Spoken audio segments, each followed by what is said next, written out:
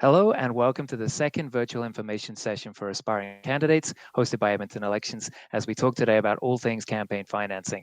My name is Chris Hayward, Project Lead with Edmonton Elections, and I'm joined again today by Aileen Giesbrecht, Returning Officer and City Clerk for the City of Edmonton. Hello, Aileen.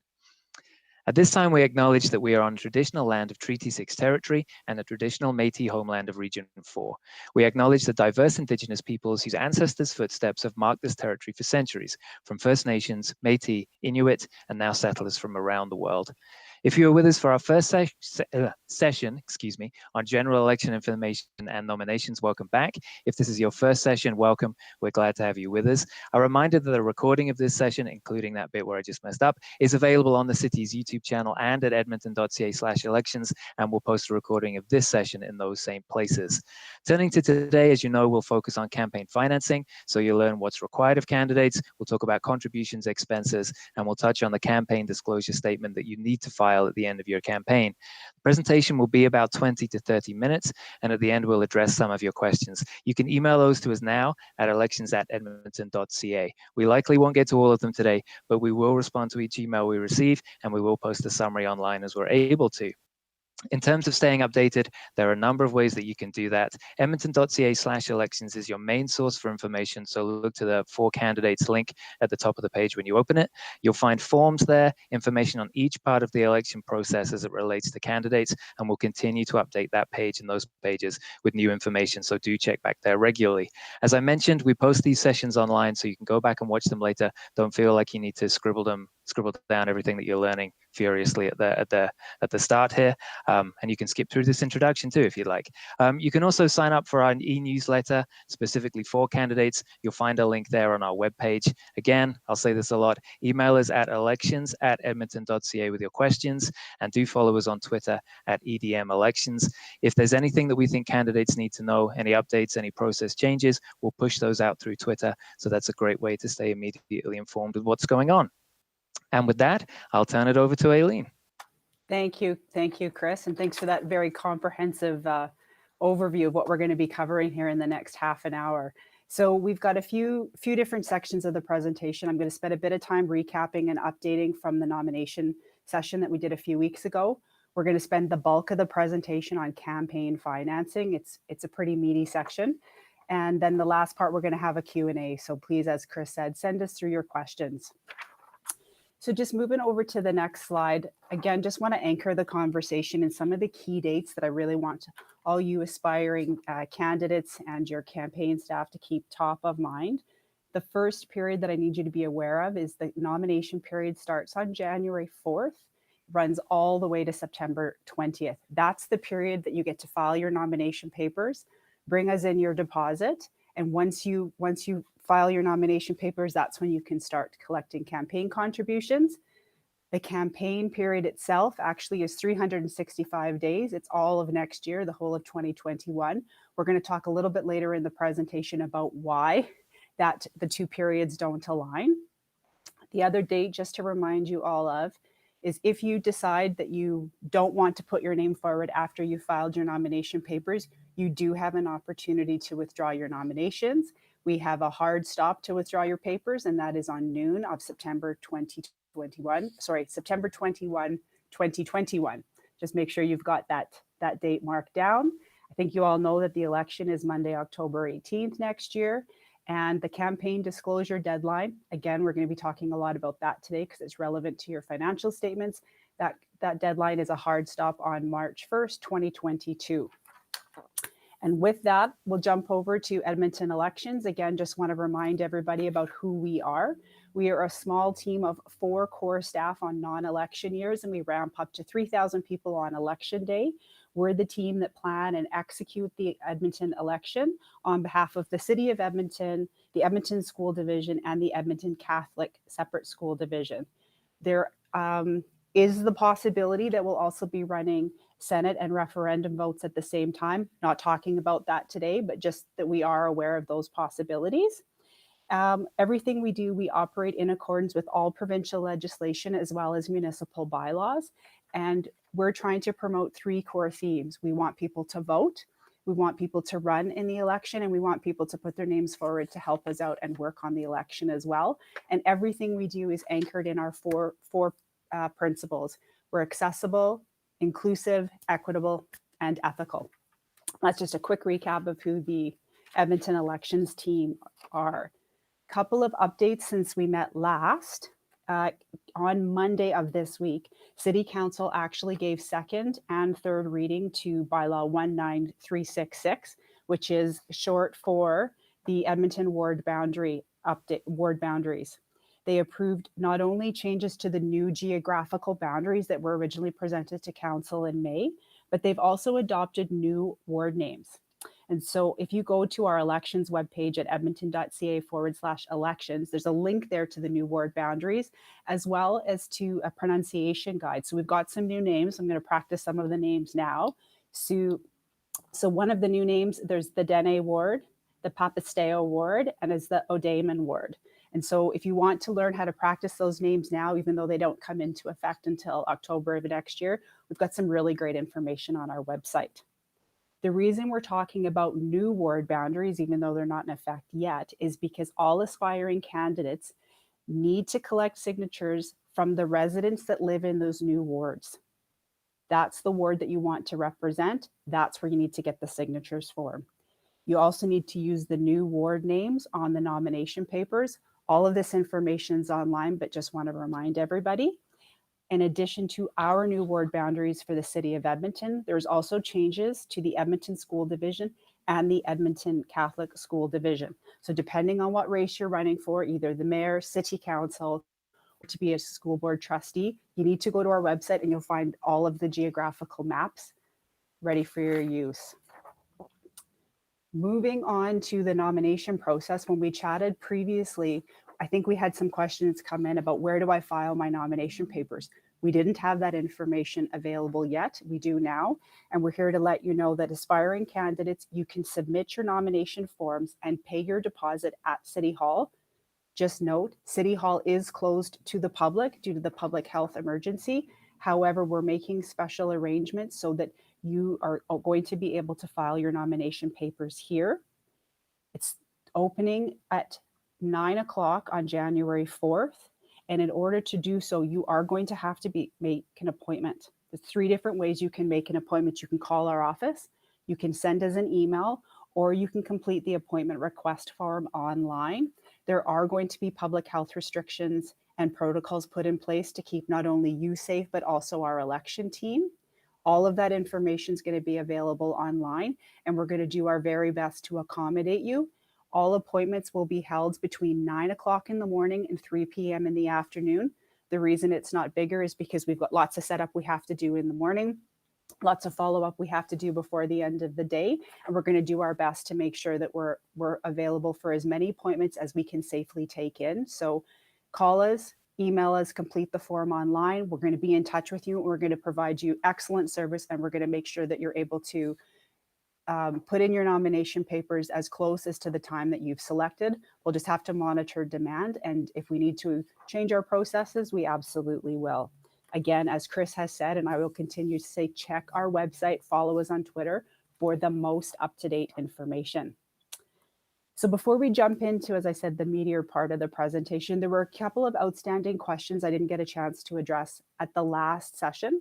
The first one I want to highlight for you is special or mail-in ballots. So a mail-in ballot can be requested if you're not going to be within the city area on the election day. You are an election worker. It's hard for those of us that are going to be working the election to actually vote on the day. So we'll be putting in our applications to get a special mail-in ballot, or if you have physical limitations to being able to vote. We are not taking ballot applications right now. That process won't start until way in August of next year, but the question came in, so we wanted to make sure that that information became available as soon as we had it. Another question came in is, can I start spending money? I was able to collect a little bit of money this year outside the campaign period. Can I start spending some of that money I've collected? The answer is no. You need to be a candidate in order to incur campaign expenses. And as I mentioned before, you're not actually a candidate until you fill in your forms, bring them to us and pay your deposit. That process starts on January 4th. Another great question that came in is, do I need to take a leave of absence from the city of Edmonton if I want to run for mayor or council? Or if I work for the school board, do I need to take a leave of absence before I put my papers in? And the short answer is, in order to be eligible to run in a city election, you can't be a city employee, so you need to take a leave of absence. If you want to run to be a school board trustee, you can't currently be employed as a school board trustee. So again, talk to your supervisors. All information is contained on our website or in the Local Authorities Election Act, and candidates are responsible for making sure that they are eligible. And one of the ineligible criteria is if you actually happen to work for one of the agencies or the organizations that you're running in their election for. So that's a couple of the outstanding questions. Now we're going to turn this over to focusing on campaign financing. There is a lot of information on this. And so again, as Chris said, you don't have to write this all down, but you can find all of this information on our website, as well as this presentation and recorded. So you can go back and listen to it if you'd like to. And with that, I'd like to bring your attention to Section 5.1 of the Local Authorities Election Act. Talks all about finances and disclosure requirements. So we're going to provide you with information, and we're going to give you things to think about. But if you've got really specific questions, we do always recommend that you seek independent legal advice. We're not able to provide that to you ourselves. Also want to highlight, and I'm going to say this a couple of times, a lot of things have changed since the 2017 election. We've had to change lots of our processes. Forms have changed, eligibility requirements have changed, timelines have changed, and some of the processes post-election have also changed. So please don't assume if you and your team ran in the previous election that everything's the same for 2021, because there is lots of changes. And so flipping over to the next slide, just want to anchor everybody in having the same understanding of what we're actually talking about with these key definitions. You're going to hear us talk a lot about this, and you're going to see it a lot in the Local Authorities Election Act as you start preparing for your campaign. So all of your campaign expenses are all the costs that you incur while you're actually promoting yourself as a candidate. Again, you become a candidate once you file your nomination papers and pay your deposit. Examples of some of these expenses could be advertising or surveys, securing meeting location or technology for electronic meetings such as this, any kind of professional services. Everything you spend your money on to promote yourself as a candidate are all expenses, and they all need to be reported. In the Local Authorities Election Act is a comprehensive list of everything that's considered an expense. And I've said this before, but you need to become a candidate before you can start incurring expenses. Next, on to contributions. So this is something that's been provided to you in your candidacy to help you be successful in the election. While it's normally a financial donation, it might not be. It could also be something in kind. That also needs to be recorded. Again, need to refer to the Act if you're looking for more details on that. There are a few exceptions to who can provide campaign contributions. So organizations that cannot contribute are corporations, non-incorporated organizations, trade union, or employee organizations. Organizations cannot make contributions. It needs to be individuals. So again, we're going to talk about the eligibility of individuals to make campaign contributions later in the presentation, but I just want to make sure it's really important to know who can make financial donations to your campaigns.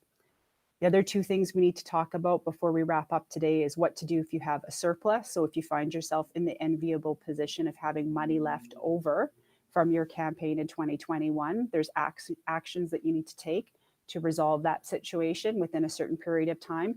The same thing now applies if you have a deficit as well. So we'll talk about that. I'll provide more details towards the end of the presentation.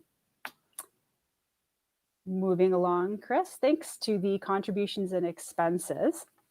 So a couple more pieces of the process we need to tell you about is that you have to open a bank account with a financial institution, ideally when you're submitting your nomination papers or as soon as reasonably possible after you get contributions over $1,000.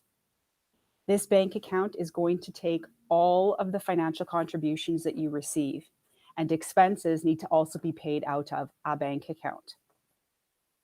This also needs to include any money that happens to have been raised outside the campaign period. So in the nomination presentation from a few weeks ago, I talked about the $5,000 that can be raised on non-campaign years. So if you happen to have collected $4,000 last year, you need to move that money into this bank account that we're talking about here. So all of your contributions go into the same bank account. You might have a couple, but all of that information actually needs to be reported to us on what we call the Form 5. Again, Form 5 and all this information's on our website.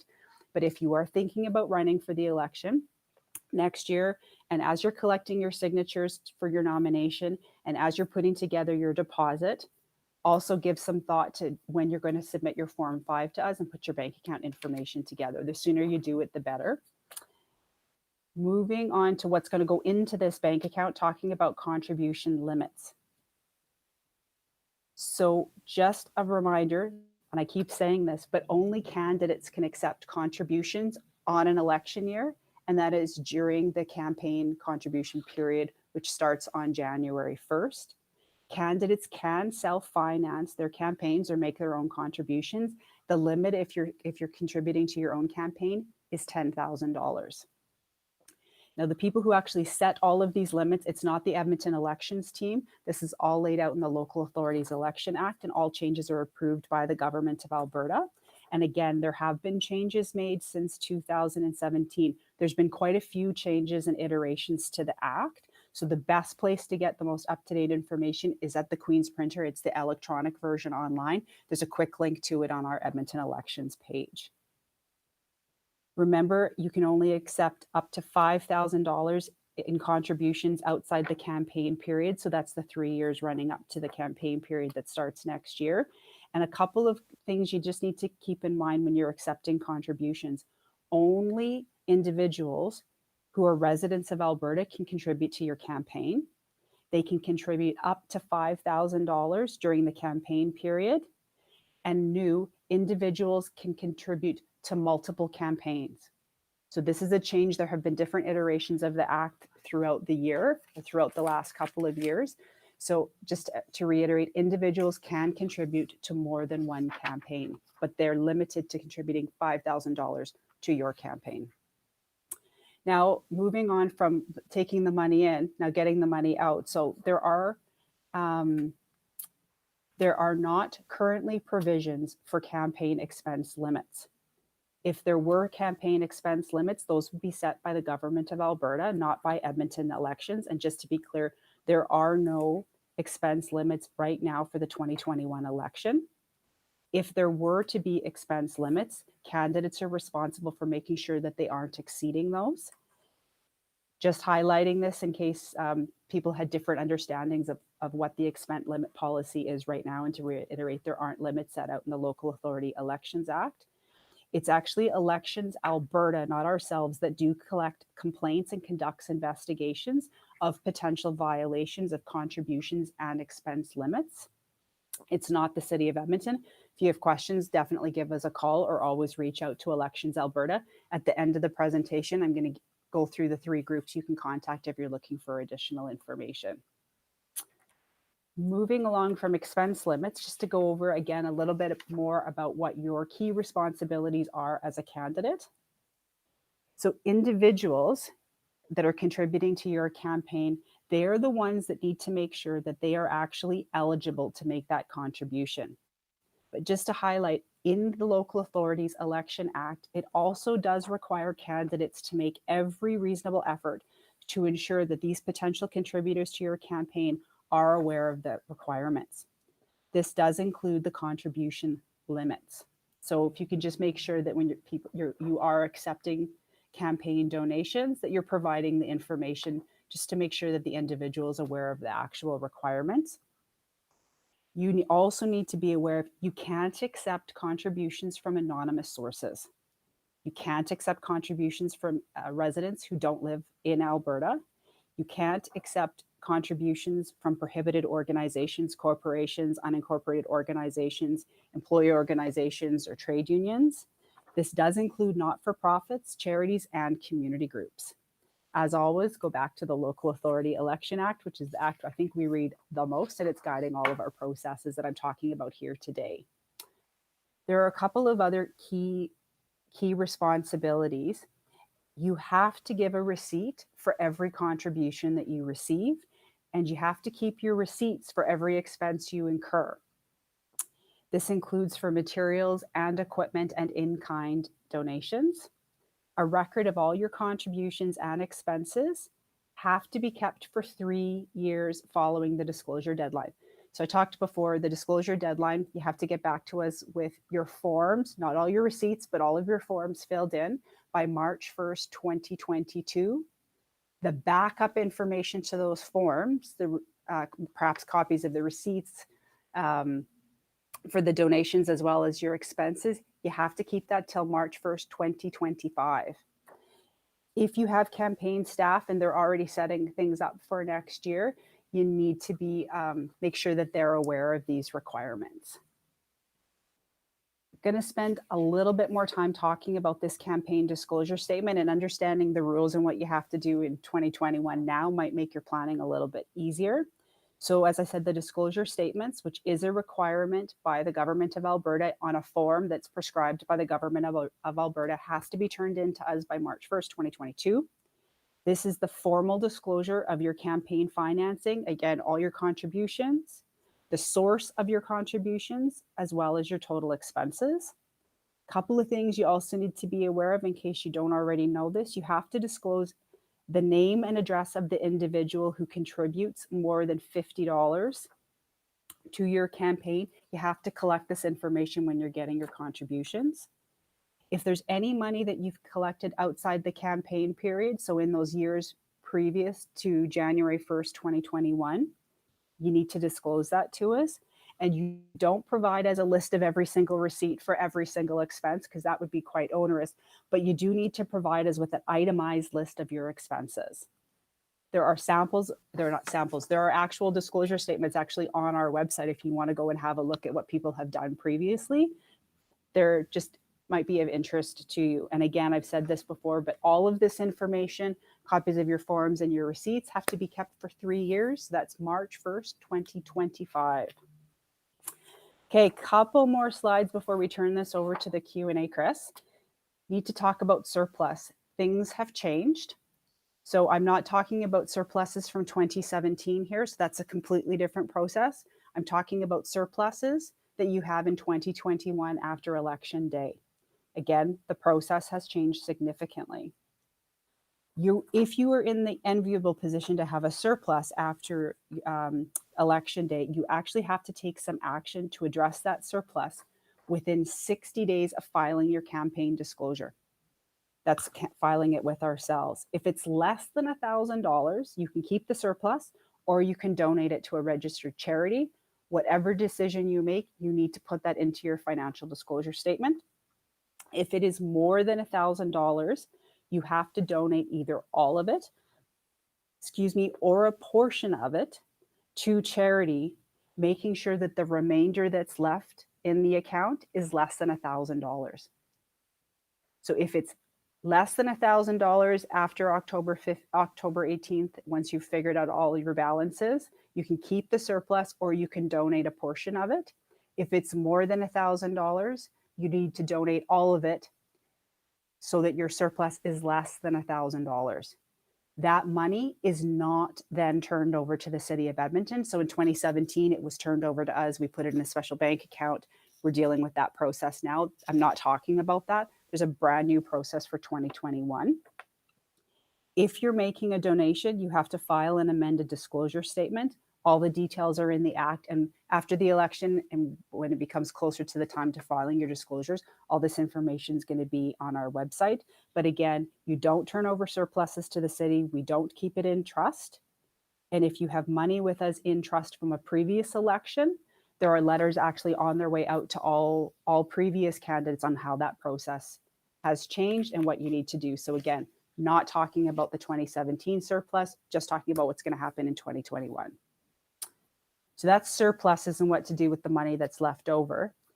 If you happen to be in a position where you're in a deficit after the election, that also has to be eliminated within 60 days of filing the disclosure. You can accept additional contributions to do this, including self-financing, but the campaign contribution limits still exist. So if you've already contributed $10,000 to self-finance your campaign, and November 1st, once everything settles, you find out you're still short $2,000, you cannot self-finance that. You'll have to get it from a different source. Once you've cleared your deficit, you need to then come back to us and file an amendment to your financial disclosure statement. Again, check the Act for more information. Right, we're nearly winding down here, and I'm going to turn it back over to Chris. But as I mentioned earlier, there are 3 groups. We're here to help you understand the requirements in the Act and to get more information. The first is our team, the Edmonton Elections team. We can help you with nomination process, campaign regulations, election day, post-election services. Reach us at elections@edmonton.ca. The second group that can help with candidate and voter eligibility is municipal affairs. And the third one is financing and campaign contributions, as well as complaints, can go to Elections Alberta.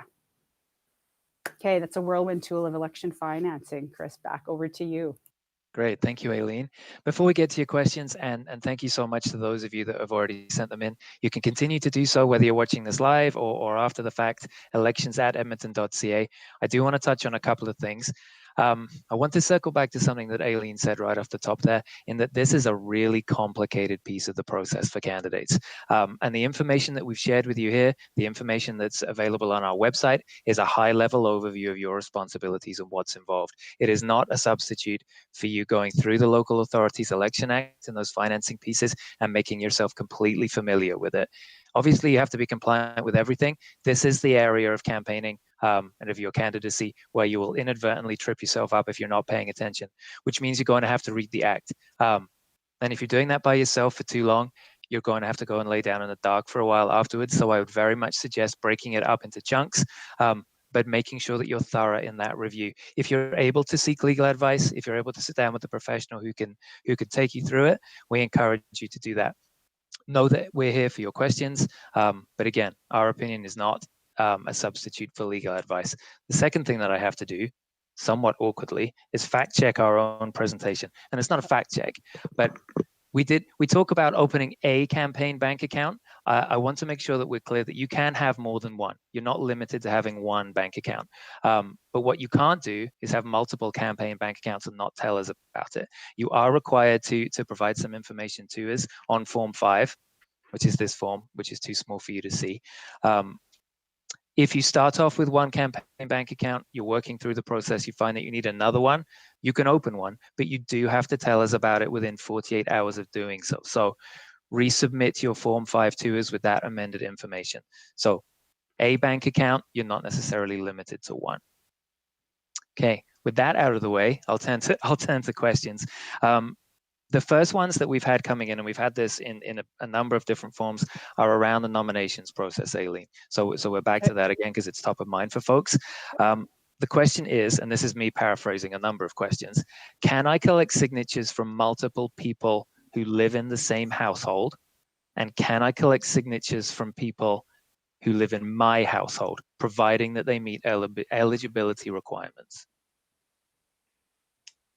I feel like you might fact check me on this, but the answer is yes. As long as they meet the requirements that they live in the city of Edmonton, they live in the new ward boundaries, not the current ward boundaries, and they're physically signing the form, not electronically submitting an email to say they want to support you.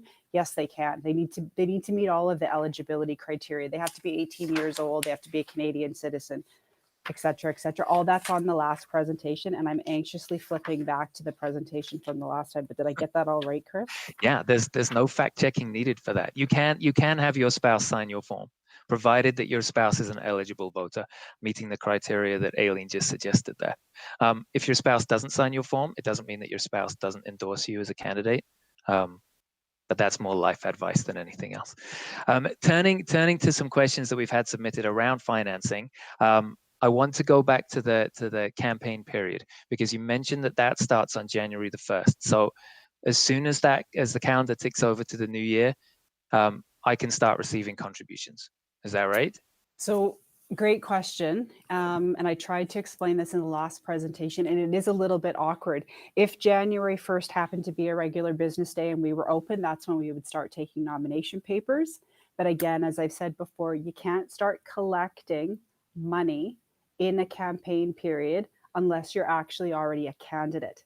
And you can't be an official candidate until you file your nomination papers, you pay your deposit, and ideally, you're providing us with your bank account information on the Form 5. That's not a requirement, it's just a helpful piece of advice. But you need to be a candidate before you start collecting money. You need to be a candidate before you start spending money. Okay, so there's a very, very definite order that I have to do things in. So I need to wait until I've completed that nomination process, then I can start collecting contributions. So even though it starts on January the 1st, it doesn't start for me until I've completed that registration process. That's correct. Okay, gotcha. Another question that's come in about the date of the campaign period. You mentioned that it runs through the full year, but the election is in October. So why does campaign period go beyond that then? Why would I need to keep collecting contributions? You would only need to keep collecting contributions if you were in a deficit position. And sometimes you might not know what your position is financially until a couple of weeks or maybe a month or even closer towards the end of the year. If you find yourself in a deficit position, let's say November 1st, December 1st, you file your papers with us, you then have 60 days to go and eliminate that deficit. So the province and the Local Authorities Election Act, it gives you a full year to collect funds. But the nominations, again, the nomination period is only from January 4th, which is the first business day after the new year, up until September 20th. That's the period you can file your forms. That's it. Okay, gotcha. You talked about the campaign disclosure statement, and that's clearly a requirement for candidates. But what if I withdraw my nomination? I don't get through to September. I decided for whatever reason that I'm not going to be able to pursue my candidacy. Do I still have to file that campaign disclosure statement? Yes, is the short answer. So if you've, let's say you've ran a campaign for 4 to 6 months, you've taken in campaign contributions, you've incurred expenses, even though your name no longer is going to appear on the ballot because you've asked us to withdraw it before the deadline, you still have to file that disclosure statement. Filing that disclosure statement, let's say you pull out in, I'm making this up, June, you file your disclosure with us in August, and you have a surplus or a deficit, the clock starts ticking from that point in time. You've got 60 days from filing your disclosure with us to resolve the issue either in the positive with the surplus or on the negative side with the deficit. Okay, great. And clearly the health situation is top of mind for everybody. And I'm glad to know that's top of mind for people who are watching this, because we've had a number of questions around online processes in lieu of physical in-person processes. So you already talked about how nomination signatures, those have to be inked original signatures. You can't do an online equivalent of those. What about collecting contributions? Do I have to receive a physical check or cash, or can I collect contributions online? Really good question. So I just want to make two distinctions here. When you make the deposit to us, when you or a member of your team comes to meet with Edmonton Elections at City Hall and file your papers, we are not allowed to take e-transfers. We are not allowed to take payment by credit card. You have to give us cash, check, or a money order. Those are not our rules. Those are the rules from the provincial government, and we don't have any flexibility on that. Those same rules don't apply when you as a candidate are gathering your campaign contribution. So however you're taking that money in, or your campaign team is taking that money in, it goes into your bank account, you're issuing receipts, but that electronic process is 100% okay. Okay. So we're talking about expenses, which is good because we've had some questions about it. You have to be a candidate in order to incur election expenses. Is that right? Can you explain a little bit about spending money? Yeah, about how that works. When can I start spending money? So I keep saying the anchor point in all of this, sort of the tipping point for when you move from an aspiring candidate to a candidate, is when you file the nomination forms. When we get your forms, when we get your signatures on the forms, and when we get your deposits and we go through that process here at City Hall, once you are officially a candidate, you can start spending money. If you're not a candidate, you can't be incurring expenses because there are rules around what the expenses can be, the reporting requirements, and the transparency about your candidacy in and of itself. So once you file your papers, and I'm not sure if we mentioned this at the last session, but that information will become public information. The public has a right to know when your candidacy becomes live, and we'll be providing those lists updated on our website, either at the end of the day, or we'll have to wait and see how this this new nomination process works. We've never had a nomination period that is this long. Previously, in previous elections, it was for a couple of hours here at City Hall and every candidate came in. That's not the way it is right now. So it's a longer period. We're dealing with a pandemic. We're putting lots of restrictions in place and PPE requirements to make sure that not only you and your teams are safe, but so are our staff. And so again, come back to the website. No, that was a longer answer to probably a question you didn't ask, but just wanted to convey that information. No, that's okay. We have a great number of questions coming in. Some of them are doozies. It's taken me a while to unpack what they are. Those of you that are asking questions about online fundraising events and how to account for those, we're going to address that online. That'll be part of our FAQ because that is quite a complicated piece. So thank you to those of you that have submitted questions around that. We will get to them. But we're not going to get to them right now. Chris, can I just, so that's great that we're getting these questions, because one of the things that we didn't maybe talk about, or you didn't, I just maybe wasn't listening for that moment, is as we start to get these questions in and we build out our programming for more of these candidate sessions starting in the new year, if that's an area that people have lots of questions in, we can have another one of these sessions in January that just focuses on that, in addition to providing the Q&A and the answers. Great. We didn't talk about that beforehand, but we're flexible and nimble. I'm glad you brought it up, because that's a good idea. One last question that I want to close with. We talked about contributions. We talked about them a lot in the context of a financial contribution. But can you explain what another type of contribution might be? Because it's not just no, great. And you're writing your campaign, and I mean, there's going to be so many things that are different because of the health pandemic situation that we're in. So let's say a restaurant or the owner of a restaurant wants to provide catering for your election day staff, or wants to provide support, water bottles or swag or all of that needs to be captured, itemized, and they do need a receipt. They do need to get that acknowledgement in your disclosure statements for providing, whether it was pizza or somebody brought you hamburgers, whatever it is. They're not giving you a check for $100, but they're perhaps giving you $100 worth of food. We don't need the receipts. We don't need to know what the food was, but you do need to record all of the in-kind and financial contributions, everybody that's contributing to your successful candidacy. Okay, so how does that work then for people who volunteer their time for campaigns? Do we need, or do candidates need to give a receipt for kind of the equivalent in terms of the time that they've spent on that? Really, really great question. No, they're actually exempt from that process. So you don't need to give a receipt to all of your, I don't want to say door knockers, because I'm not sure if that's going to be part of the campaign plan for next year, but the people that are making the telephone calls or reaching out, you don't need to provide receipts for that. They're exempt. Again, the financial disclosure statements are really, the name of the form kind of gives it away, but it's all of the financial contributions. It's not all of the human resources, and we know it is a significant commitment. That's not what we're trying to capture here. The province wants us to capture what was donated, either in kind again or financial, and what was expensed. Okay, great. Thank you. That's all the questions that we have. Well, it's not all the questions that we have, but it's all the questions I'm going to ask you today. So thank you, Eileen, for taking us through those. And thank you to those of you watching. We appreciate your interest. We appreciate the time. A couple of reminders for you before we leave. To stay updated, visit our webpage, edmonton.ca/elections. That's going to be your main information hub.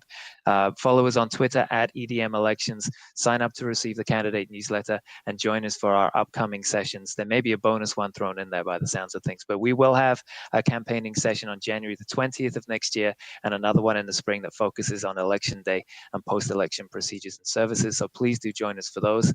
All that remains for me to say is thank you very much. Good luck with your work. We appreciate the interest, and we look forward to hearing from you and seeing you again soon. Bye-bye.